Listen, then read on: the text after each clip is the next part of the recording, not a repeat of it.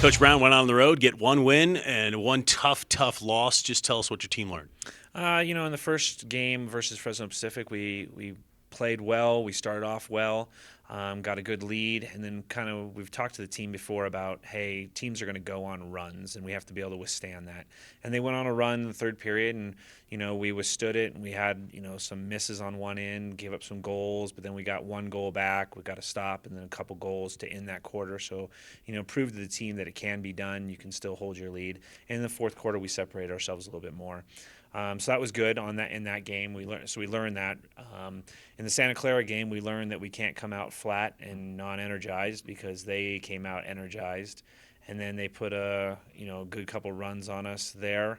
And then in the fourth quarter, we battled back, but it's a little too late. And we got to understand that we can't wait that long to do that. But we also learned that we can do it, just maybe not as big as a hole we dug ourselves. So that'll be important coming into conference championships the week after. So You have a week off now, I guess. Can you use all of these lessons that you've learned over this season and kind of put them together and help maybe even teach them more in the practice pool? I think so. I've made a list over the conference games of what we've learned, what we need to learn, where we're at. Amongst the scouting reports. So we have that. We'll go over that this week. We'll also mock train. We'll go Friday, Saturday, Sunday this week, where we're going to come in, warm up, play a game, go home. So a lot of teams are playing this weekend. We are not. So we got to figure that out somehow. We can't just rest and relax. So we'll get after it Friday, Saturday, Sunday this week as well, amongst our own guys. But nonetheless, we'll get the energy going. So we'll be ready 2 weeks from now. But it's going to be a matter of a lot of learning stuff upstairs rather than just physical. Yeah. Your team now has this time to prepare for the tournament. Do you feel like this is a good thing to have this kind of time off and not be playing, or is it kind of a curse?